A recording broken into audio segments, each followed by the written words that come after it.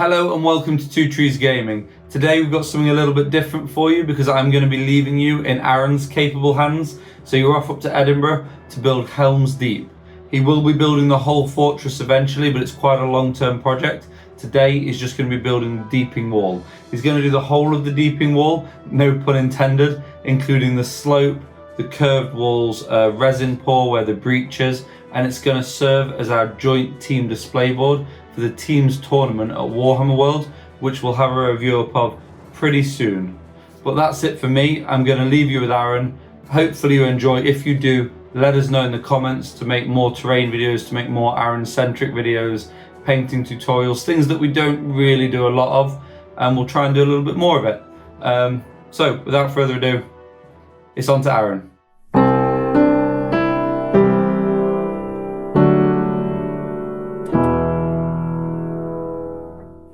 I'm just shaping the base layer of polystyrene to suit the board. The issue we have is Games Workshop uses the Imperial system for measurements and we use metric generally to order stuff. So for instance, these boards are 2.5 feet by 2 foot. That's going to build up to a 6x4 board. The problem is you order the foam 600mm by 1200mm. I just don't bother measuring it, just use the actual board to do the measuring for you, run a pencil and then run a knife along the edge of it. If you need to trim a little bit of it later, you can do. I've used my clamps to hold everything in place while I cut it, and then again, I use the initial piece, then line up the second bit. When you're doing the cut here, if you piece in a little other bit of polystyrene underneath the board so it doesn't wobble and you can get a nice straight cut. I put the cut edge to the outside and I'll give it a wee sand later on. Turn your board over, and I've used Evo sticks like shit. That's what it's called, Jake, so you don't need to bleep the swearing. And then just rub that all over it, and then what to do is use rule books, and it's a great use of your old rule books just to weigh it down. I'm going to try and get how I'm going to do the curve, because basically what I'm going to do is I'm going to stretch the tape measure out, pin one end of it, and then just use that to create the loop, and then kind of freehand it. But yeah, I'm going to try and get all that into one shot. I don't think I'm going to achieve it, but when you see the tape measure wobbling about, that's what I'm doing.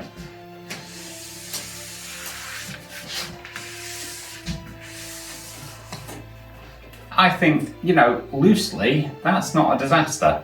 I'm going to go and cut a block of wood that is 52mm, and then I'm going to be able to trace this exactly all the way around. Then hopefully I'm just going to be able to knife it out.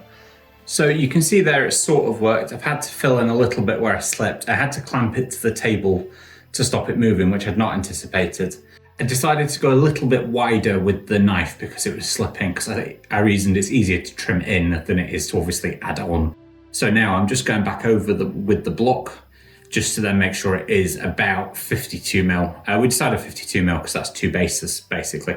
It'll be slightly larger than that when it's actually put in, because I'm not going to get this perfect. I've got my foam pinned to my plastic. I'm just using thin foam. Basically what I found when I built my other board was it was actually easier to build the blocks loosely and then clad it. So this is to be the top, then I'm going to do the front and the back of then just loose blocks, and if they don't line up perfectly, it's completely fine. This obviously needs to be as neat as we can. I'm going to say it's not 50. Basically, as you know, it's probably good enough. I've obviously got a bit of a rough back, but what I'll do is I will, when I come to clad the back of it, I'll just butt that into something so it's got a wee lip. And then that means I can fill it and sand it as well. So that'll work perfectly. What I've got here is a great wee tool. I'll try and put a link in because it's excellent, even if you don't have the hot wire cutter. This is a shiftinglands.com stone etcher. Basically, you have these prongs, they're cocktail sticks. I've taken some out because I'm not doing them that wide, but what you can do is you can fit them in there and then you drag them across foam and it will mark your bricks out for you. So you just see me, I'll just drag it along it and then that pre-scores it for you. It's excellent. I would highly recommend it. It's properly sped me up, particularly when I'm doing a curve like this. It's going to be dead easy to use. You see there where it's a bit like I've come off when I've done it, or it's gone a bit bumpy. That'll be fine. Once I roll it and score it, I'm going to roll foil over it to make the stone. That'll be fine. So now what I'm going to do is I'm going to run a knife through all of this, then a pencil, then I'm going to roll foil over it, and that'll be my stonework. So you can see here that I'm way too long, but what that means is I've got a bit of option for where I cut this, and I wasn't sure on the curve either because it's only meant to be a slight curve, but I'm probably going to use probably this bit of it, and probably actually cut it almost at the join that's in here, but I'm not going to actually cut it at the join because what I wanted to do, I want to blend the hills into it coming down from here. Okay, so what I've done here is I've cut a 116mm bit for the front of the walls, and then I've cut a 97mm bit for the back. So that is three lots of 30mm added up with a 6mm top, and then a little bit of a mil for tolerance. I've then made the ends 90 degrees. That means that then I know that I've got a nice sharp edge for the end of the board, and it's going to look really smart. I'm using the shifting lance tool just to run along the line of the walls again, just to mark my blocks out. What I'm going to do now is use a knife to make the scores a little bit deeper, and then run over it all with a pencil. Then I'll texture it up. Anywhere I've kind of gone a bit wrong, or like where it's like skidded away, I will just rough that up with a little bit more texture and probably gouge a little bit out of it, or do a few other lines just to make it a little bit more interesting, and it'll hide that damage. Now what I'm going to do is I'm going to put some interest into the stones by just running my pencil through it in random patterns and lines. Then I'm going to texture it with a bit of foil. I'm just going to do this back one today, then I'm going to come back and do the front of the wall another day. Really happy with that. It looks like a proper wall, and basically that's going to stand up at the back, and then I'm going to bend it around the back of the wall. So that's going to be the back of the wall. I'm going to put the breech in. Haven't worked out exactly how to do it yet, but we'll get there.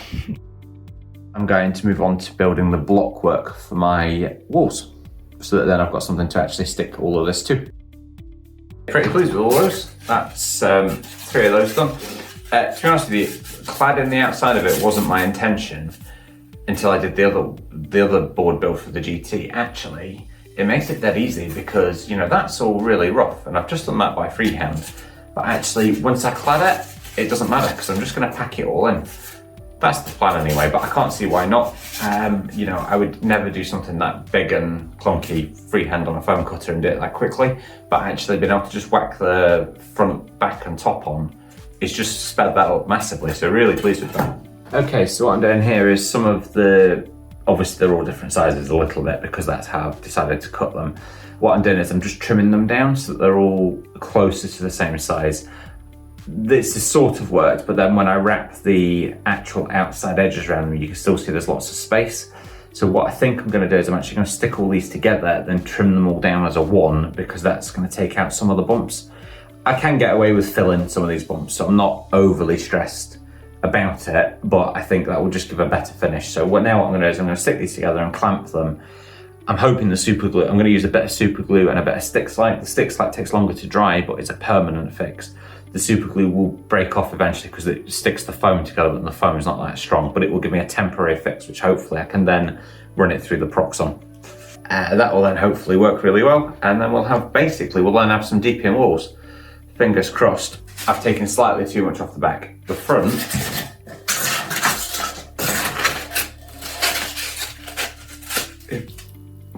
basically bang on. And obviously I'm going to clad that with this anyway.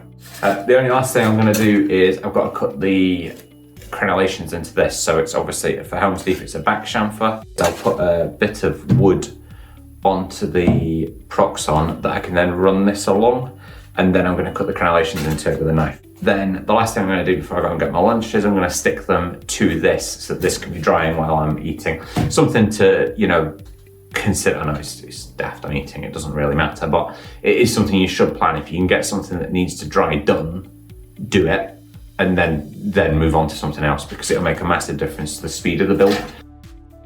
Cool, so I've got this clamped up. Quality control has arrived to check on me. And then, yeah, so that's basically just clamped up now. They've got some gaps, but I'm just going to put some filler into them, and then you'll never notice it. But I think my theory of just cladding the blocks has definitely worked. My only concern now is that I'm sticking it to the table. Okay, so we've got wall on board. very exciting. I'm going to roughly set up some models. I've not got everybody's models down here, obviously, so I'm going to put my Uruk-hai on, and then probably some Army of the Dead to be elves, and some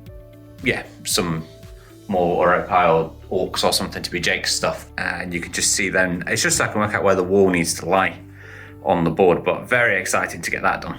So I'm going to put the breach in here. I've got my elven archers, which is my army that I did with spears, across the top with the banners. I've then got Aragorn leading my block of 30 elves with swords into the breach with Gimli. Legolas is going to be on the stairs on his skateboard. I've got my army of the dead arriving for Gandalf and Eomer up on the top of that hill. Then across here is 40 odd Uruk-hai / Moral and Orcs for Jake, with Saruman the Betrayer at the back. Then I've got my Uruk-hai, which are down here and ready, are there. And then in that space there is where we're going to put the second ballista.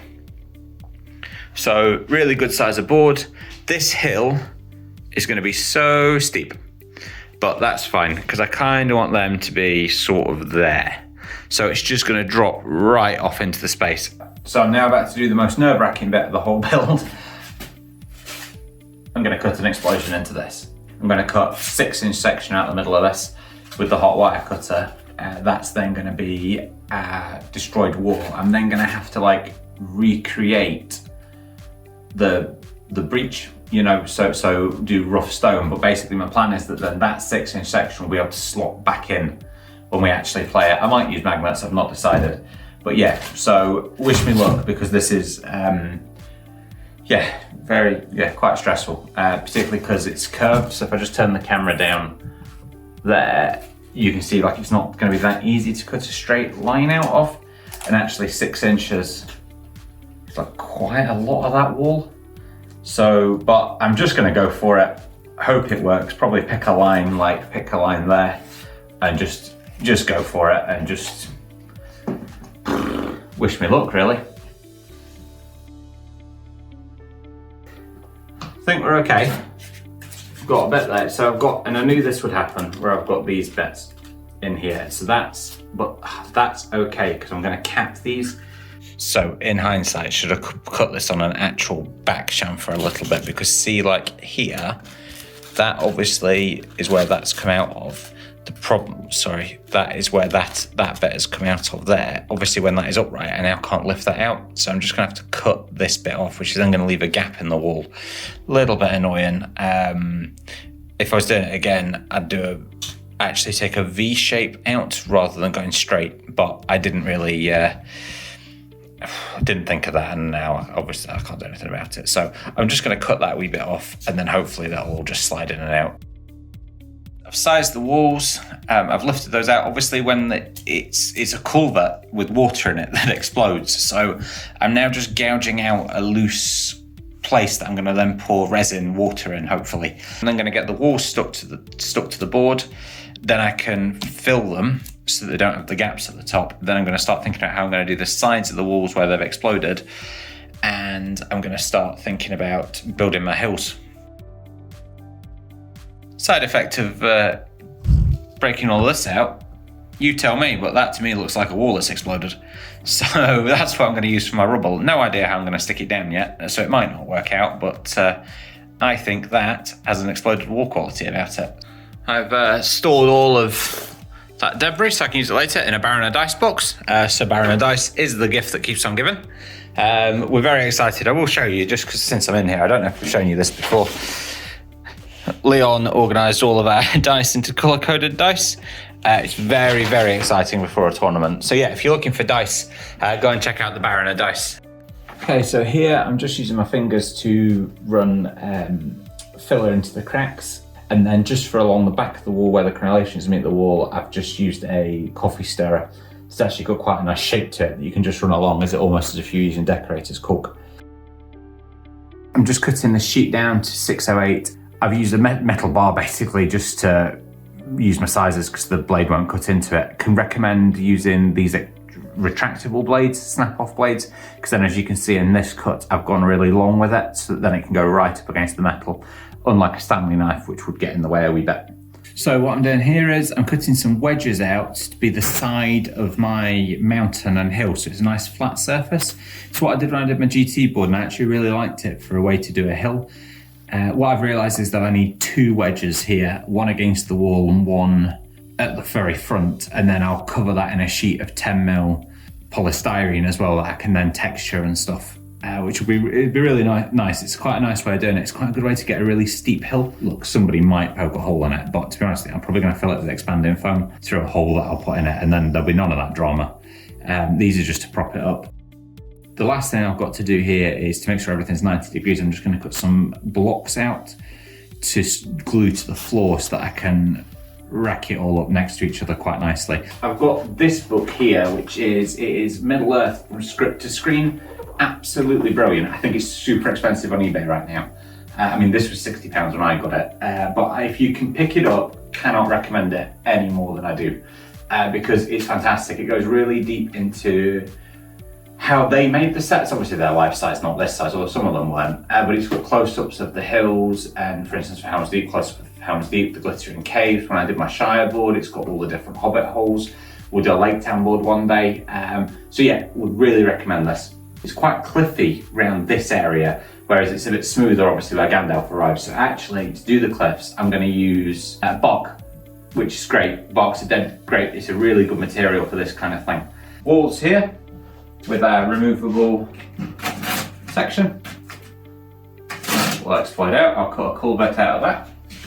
Then here is my hills. I've got a nice surface for here, and this is just a support, and then this is going to be my cliffs space. What I need to do now is I'm going to cover this with foam to then get my slope. I'm going to use 10mm because that will be nice and sturdy. What I've got here is a full sheet, and basically I'm going to place it on like that, then cut round the wall so that I'll then just slot into place is the plan. It's very, very steep. My wanting to annoy Jake by being very tall has made it very steep. But I think I'm okay with that. Gandalf comes down at basically a vertical angle, so I think that looks how the film's gonna look. One of the key things is it is gonna be less than 10 inches, so actually when we play on it, you can have the Rohan arriving if you wanted to. I decided to do this as one piece to make it a little bit stronger. So to do that, I need to cut round the existing wall.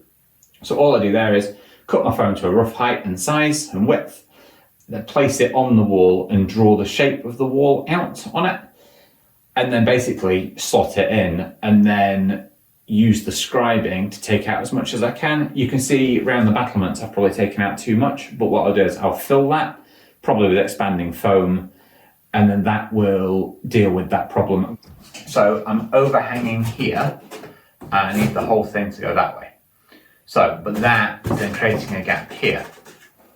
That means something's not square. That is it sat flat on the ground. I've got a gap here, and this is overhanging. So what I'm going to do is, and I've kind of already done extra practice in it, but if you take your marker pen, I'm going to put a scribe onto this, which is something you would do in woodwork. So I hope it works. Basically, put the pen flat against it here, and run it up the, well, run it down is probably easier. Run it down like that. That, if I then cut along that line, it should all pull in.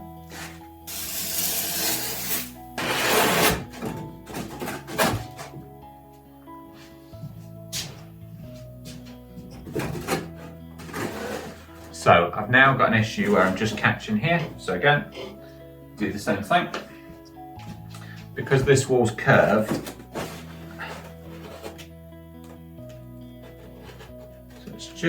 it's just there, it's catching. I've now got a wee dent.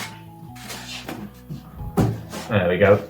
So nice and flush over here, which is what I want. I've got something to glue it to here. And then what I do is I will expanding foam into all these gaps, so you won't see that expanding foam or filler, probably expanding foam. And then yeah, really pleased with that. Just gluing the foam sheet in place. Just dobs the glue, added a bit of super glue so it dries quicker so I can carry on working on it.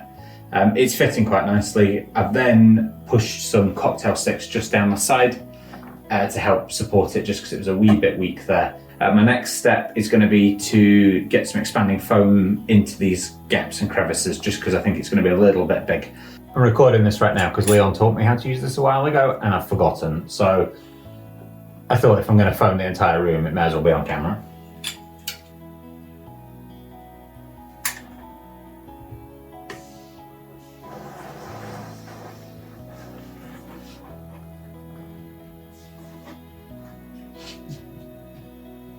Nice. The expanding foam's dried really nicely, so I'm just going to cut that back with a knife. My thing that I want to try and get done just as soon as really is building up my rocks in this area. I've gone back and forth with how I'm going to do it. I think I'm actually just going to stack foam and then hack into it. I think that's going to be the best way to do it. I'm not 100%, so I'm going to do a little bit as like a proof of concept. I've roughly sized my bits of cliff.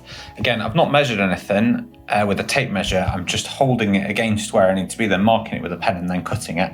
Because it doesn't need to be exact, I'm just using the knife rather than getting the foam cutter out. Hacking in at alternate lines. I've done some bigger diagonal lines across the foam and then just kind of switching the blade, always keeping the blade at the far side of the foam, then turning the foam around in my hand rather than getting the blade closer to my fingers, because you don't want to cut yourself. And then I rub my foil ball over it, which to be honest with you is the most important tool that I've used on this whole build, I think.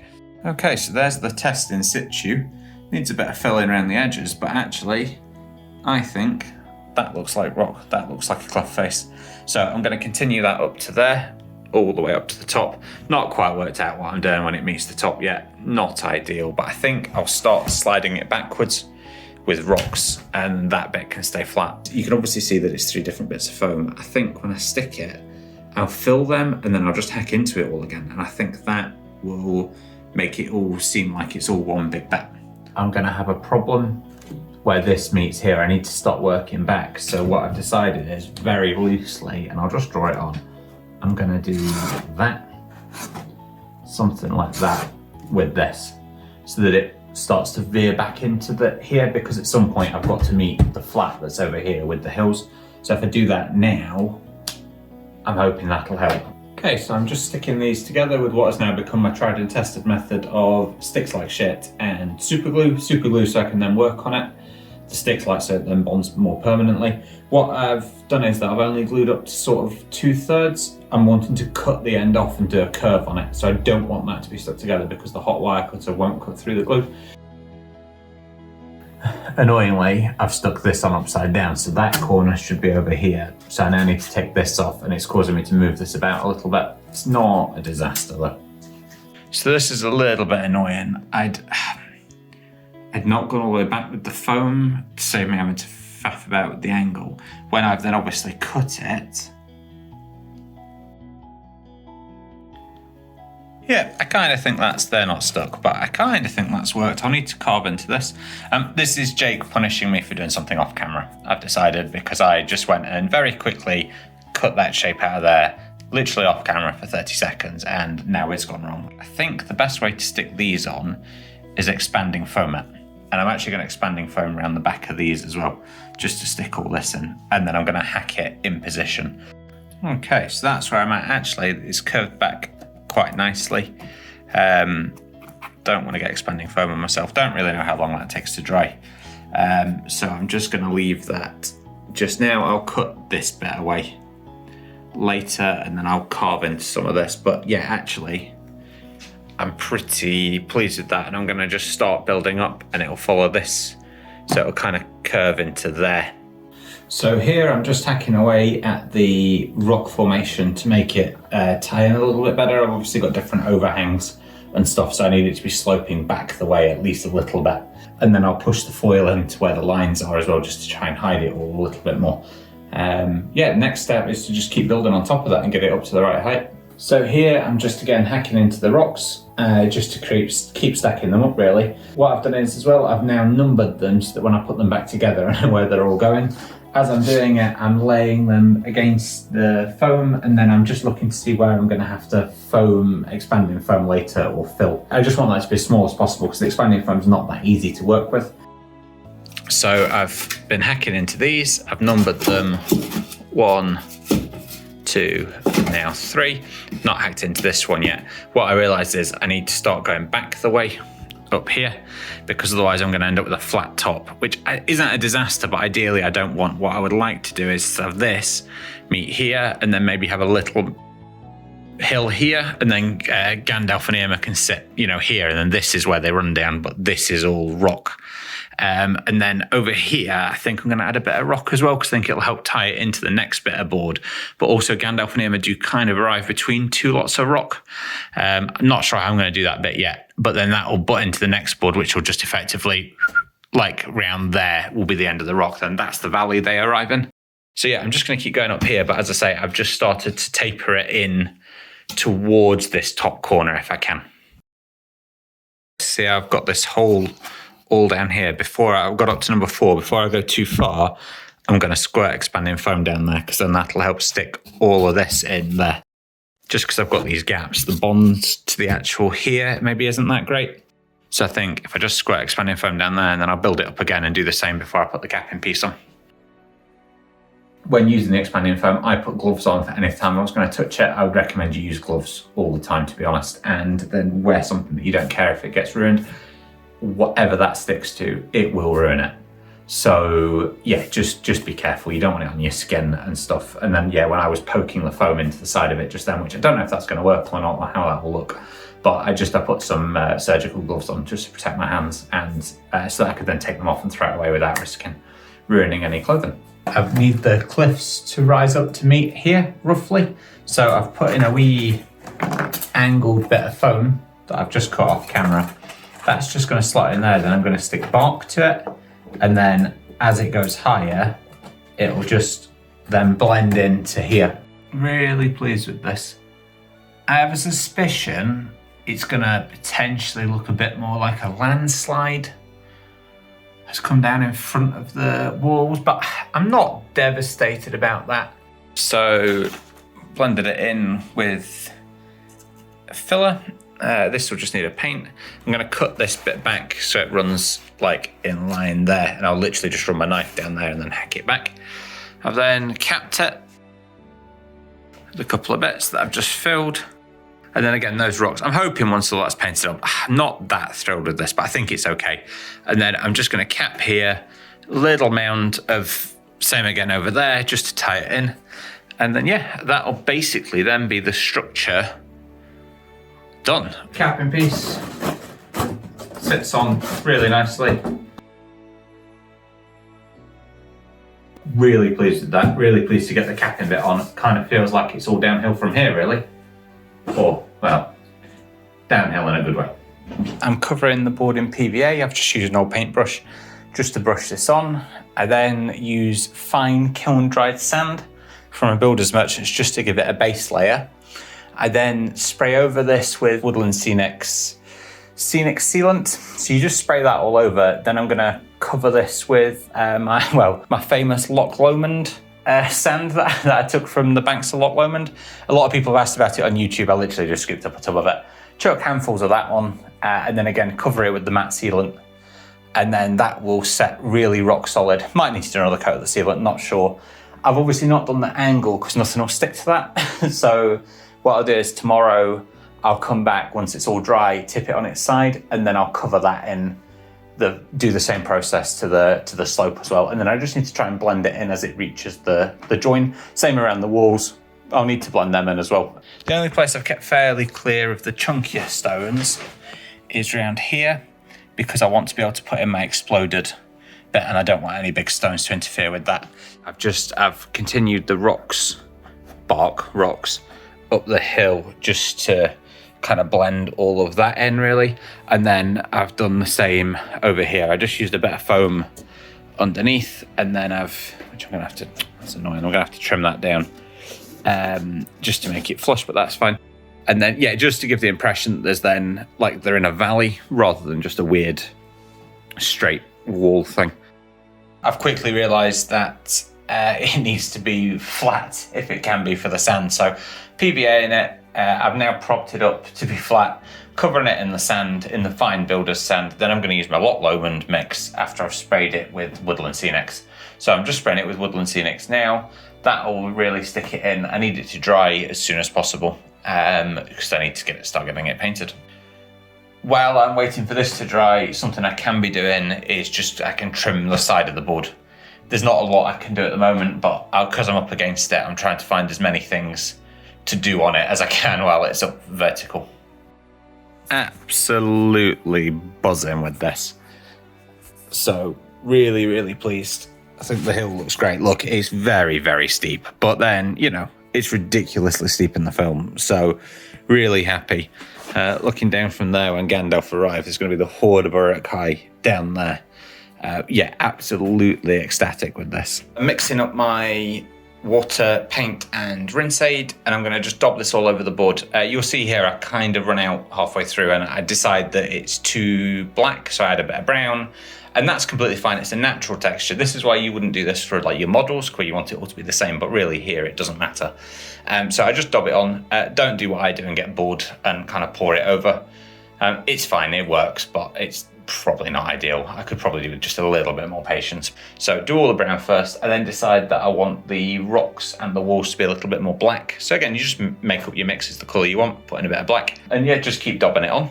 This took me probably 20 minutes, 25 minutes, half an hour. I just thought I'd do a two trees top tip here, which Jake's refusing to use as a thing, but I think it should be a thing. When you're painting boards, I'm about to paint the side of this, start with the furthest thing away from you, because what's happening is, as I'm leaning, my shirt's going to catch on the front of the board. I'll just tilt the camera, so look, so what I don't want to do is, I don't want to be painting here, and then I'm getting dirty shirt. So, you know, it's just a small thing, but like, basically start at there, and then work back towards yourself, and then I'm going to spin this round. Anything foam based, so anything pink or the black foam that I can see needs to be covered with black paint, because I'm then going to spray paint the board, and the spray paint could dissolve the foam. Not always happens, but I'd rather be safe. So I'm going to paint all the wood up the side black as well. And again, the sides I'll repaint later, but it's good just to get a first coat on them. The spray paint will go over the edge of this. I can't control that. So it does definitely going to need another paint on the sides, but this is just a good base layer really. And as I say, it needs to protect it anyway. I'm hoping that's going to dry as soon as possible. What I've done is I've placed it on 2 boxes of screws just so I can rotate it without it touching the table. Because again, then when I lift it, any paint, I can then paint the sides really easily. So that's why it's a little bit higher than it was. This isn't completely dry, but it'll be fine, I'm sure. So I'm now going to spray paint the board. Really looking forward to it. I'm going to do brown, trench coat brown from Colour Forge, and then standard grey from Colour Forge as well. Any grey and any brown would do the job, to be honest. I'm just spraying all the rocks and all of the walls grey. Then I'm going to... and then you overlap that onto the stone and the ground. I then use my trench brown to spray the floor. And again, I go along the bottom of the walls a little bit, just so it blends in. You want it to look, you know, like it's been in there for a while. And that's a really easy way to do that. And I'll wash it all with the same colour, so that'll tie it all in. Once I've done the trench brown, go back to the grey and use that in concentrated amounts on rocks that have had too much brown on, basically. I appreciate using the spray paints isn't the cheapest way of doing it, but I really can't be bothered to paint it all. I've done this in probably 8.5 minutes to paint this entire board. So you can't really beat that when you compare that to painting that with a brush. Okay, so I'm going to make my own wash because it's too expensive to use the Games Workshop one. So I've got some black acrylic paint, I've got burnt umber paint, I've got water, and crucially, I've got dishwasher rinse aid. So what the rinse aid does is it cuts the surface tension of the water, so that then when you place it on the board, it sinks into it rather than just sitting on the top in a film. So to use this, you want 1 to 10 to the water. The easiest way to do that is to get a set of scales, 10 grams of rinse aid, 100 grams of water, then just chuck some paint in it, just a dab of each, and then just kind of mix it up. And then till you get and then you can add a bit more brown and a bit more black to get the colour that you want. But the rinse aid's the key, it'll break the surface tension. So I'm going to do that, and then I'm just going to paint the whole board with the same wash. There we go, that is a dirty wash. And then yeah, just slap it on. So I've done about, this section of this. I actually don't think this is quite dark enough. So actually what I'm going to do is I'm going to add a little bit more black and then go over it again, because I just think it just needs to be a touch darker. Okay, so there we go, all washed. Pretty pleased with that. I think it's all looking good. Just needs a dry brush. I'll probably pick out some of these bigger stones with greys later on, and I'm going to give the whole board a Tyrant Skull or Screaming Skull dry brush. I'll do a lighter grey dry brush on the walls and then a different grey on the rocks, just to kind of differentiate it a wee bit. If you noticed as I was doing it, some of the loose rocks came up as you're brushing it on. Don't worry about it. I'm just going to bat the board off. I'll probably hoover it, to be completely honest. Everything's dried. I'm really, really pleased with this. There's some bits of pink showing through the grey where I think the wash has maybe taken some of the paint away, but to be honest with you, I think the dry brush will take that out and hide that, or I'll dab on some greys. It's quite good to be able to hide greys in here anyway. One thing that has happened, we recorded a podcast about the teams that I think you'll have definitely already seen by the time this video goes out. I was watching it back last night and we were talking about Leon's army, and Leon has converted all of his heroes to Gimli's landing on an Uruk. But the key thing is Legolas is sliding down a set of stairs, as he does in the film with the shield. It's a great conversion. I realised there aren't any stairs for him to slide down. So this is Leon's Legolas, who looks absolutely fantastic. I've stuck a piece of magnetic strip to the step. Then Legolas is now attached to it.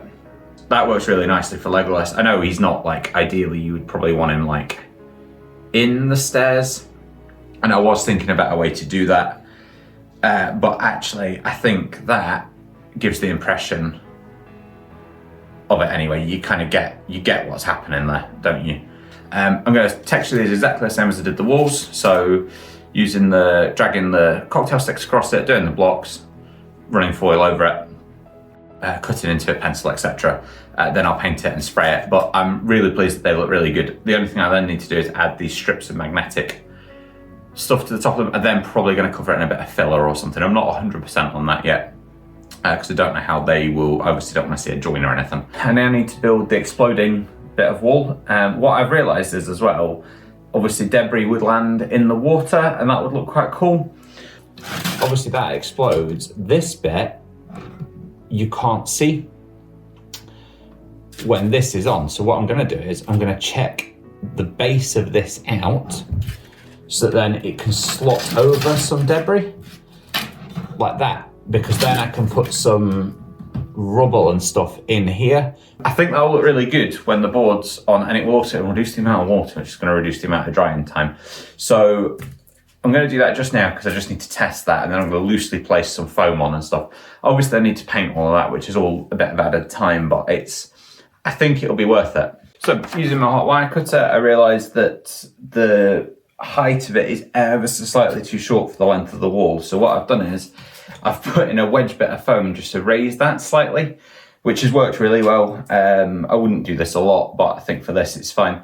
I insert the foam and just cut the bottom centimetre off it, but it'll just mean I can put some rubble into the middle of the wall, which I think will look really, really good. I'm just using my offcuts of foam that I put in that box earlier. This is just random scraps of guff basically that I've just cut off. So I've just dropped them in. I think it's going to work really well. I'll need to paint them and stuff obviously, but yeah, I'm really pleased with that. I then just seal it in with matte sealant again. I hope that works. I'm just going to leave it and then see. If this doesn't work, it's not a disaster. But yeah, I think that'll help just sell the explosion a little bit. So what I'm doing now is I'm making the side pieces. To do that, I've cut a piece of foam the same size as the side of the wall, and then 2 triangular bits of foam that I'm sticking to the front of it to make like a wedge shape that's then going to hold it up. What I'm going to do is I'm going to attach a base to this so it can then drop in and out. Then it means I can stick some like dead Uruk-hai to it and stuff. So this is my first one built. I've attached a couple of dead Uruk-hai to it just to help sell it. And then yeah, that will just drop onto there. Obviously I'm going to fill this with water. But yeah, I'm pretty pleased with that, to be honest. I think the dead Uruk-hai really help. I'll get that painted up. I think it'll be really smart. Not convinced these have stuck, in fact. You can just see they haven't. So to be honest, I'm just going to take them off. I'm not going to stress about it, although it does. You know what? I'm going to stress about it. I'm going to use a hot glue gun to stick that down, because I think now I've put that in there, it really does help sell the explosion, which is what we're wanting. I'm quite pleased with the dead Uruk-hai as well, hanging off it. So just while we wait for the exploded bits to dry, just so I can show them to you, Jake suggested I do a bit of a green wash on the stones, which I'm kind of here for. So I've mixed in a little bit of green with what we did with the mix I did yesterday. I'm just going to daub that on, not loads of it. I just want to break the tone of the grey, I think is the way to look at it. So yeah, fingers crossed. Hopefully Jake doesn't ruin my board. Yep, fair play Jake, looks pretty good. Not done loads of it, not done it on the walls because I want them to look like hewn rock and like cut rather than natural. I'm going to pick out some of the grey rocks on here just with a normal brush. I'm just daubing some Mechanica Standard Grey on any larger rocks on the base of the board. Don't need to catch them all. If I miss any, it doesn't matter. If I get a bit of grey around the general board, it doesn't matter. It's just to try and break up the brown, really. So I just pick out some of the bigger stones. As I'm doing it, I'm dislodging some of these, but that's fine. Just take them off. I probably should have given it another coat of the Woodland Scenic stuff, but it doesn't matter. What I've done today, coloured in some grey, but main thing is, built my explosion. Really, really pleased with that. I think that does the job. Obviously you've got the joins, but I'm not bothered. I think that's fine. And then they pop out. And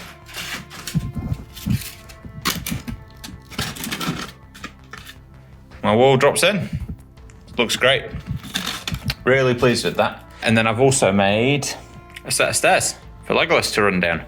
I'm possibly going to take these home and paint them off camera, if I'm completely honest, just because I am up against it.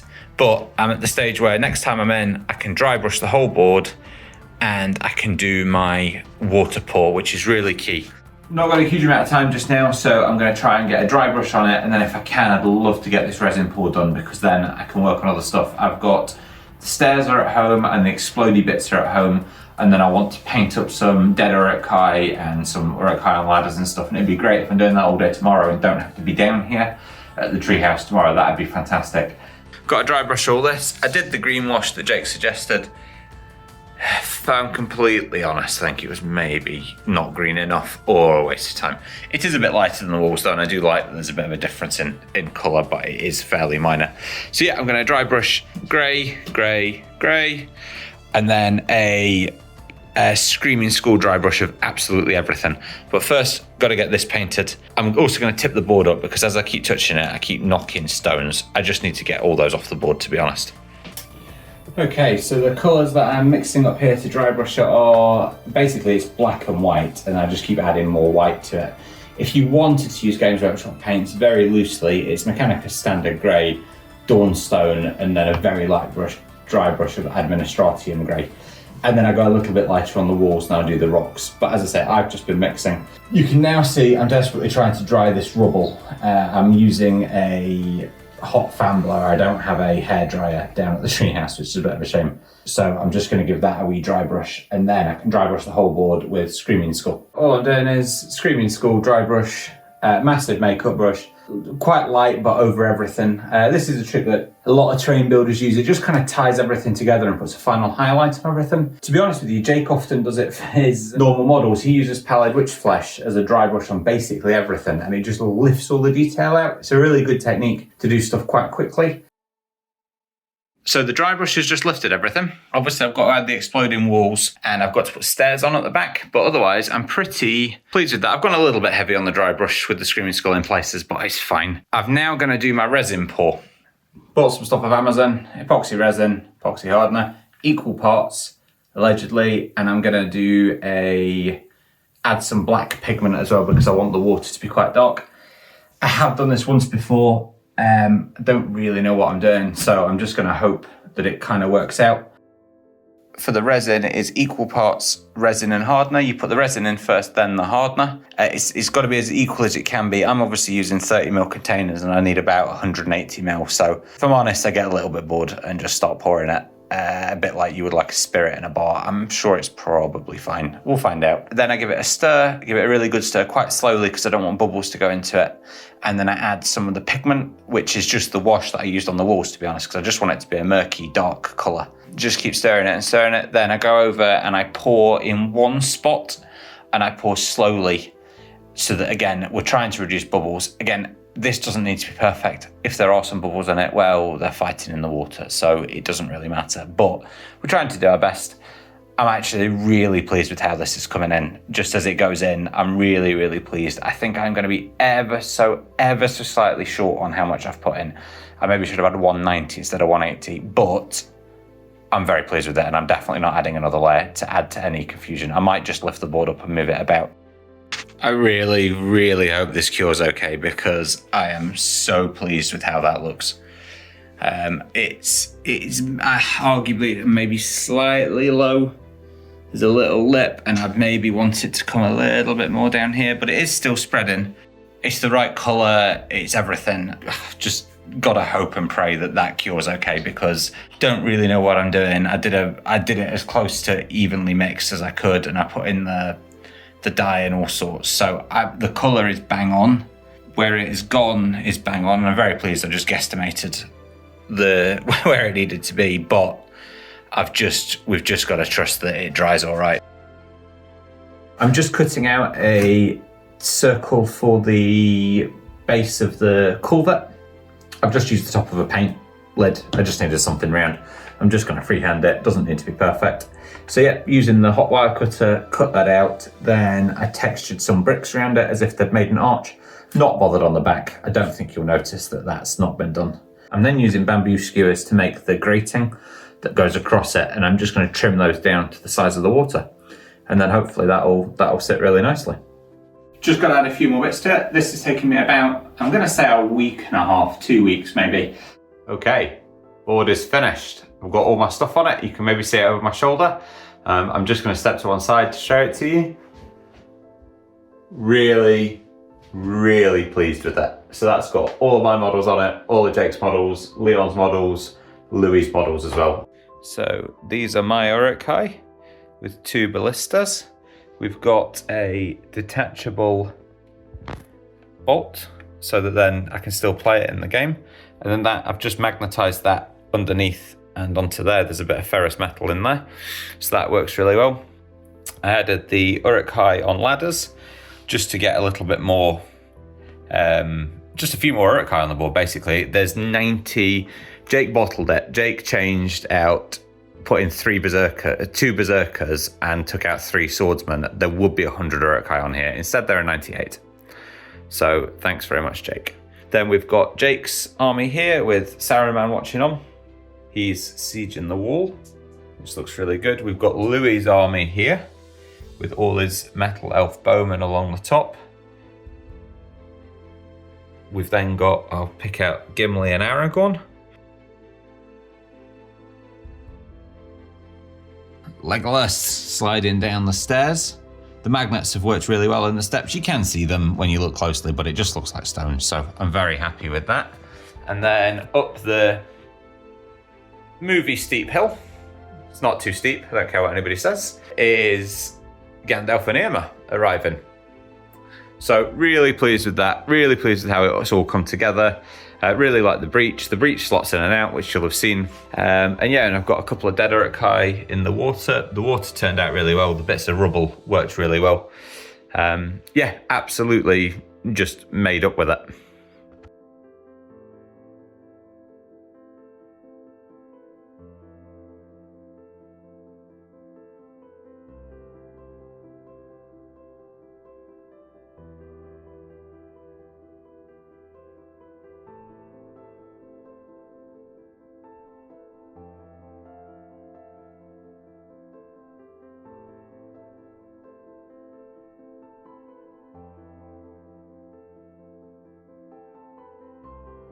So there you go, guys. That's me done. That's me signing off. I am going to build the rest of it.